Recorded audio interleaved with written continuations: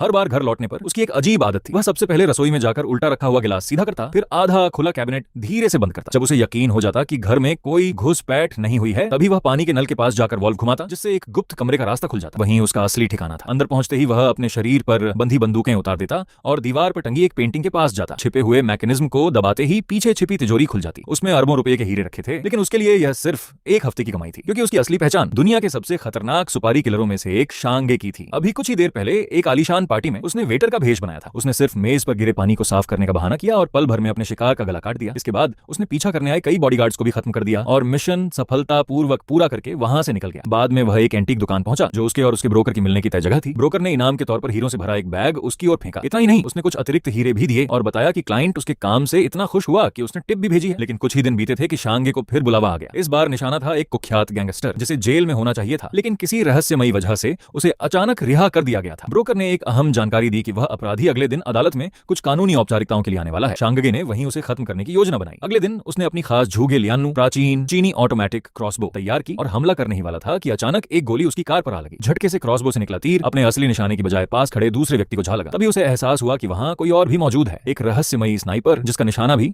वही गैंगस्टर था। उधर शांगे अपने घर लौटा और तनाव दूर करने के लिए वायलिन बजाने लगा, लेकिन बाहर हो रहे शोर ने उसका ध्यान भंग कर दिया। जब उसने दरवाजा खोला तो देखा कि उसका पड़ोसी अपनी गर्लफ्रेंड के साथ मारपीट कर रहा है। अन्याय देखकर वह खुद को रोक नहीं पाया और दौड़कर उस आदमी की जमकर पिटाई कर दी। इस घटना के बाद वह बेघर महिला उससे मदद मांगती है और एक रात उसके घर में रहने की इजाजत चाहती है। उसी समय ब्रोकर का फोन आता है। जांच से पता चला कि अदालत वाले हमले में सचमुच कोई तीसरा व्यक्ति भी शामिल था जिसकी दुश्मनी व्यक्तिगत थी। वह तीसरा व्यक्ति था आजिन।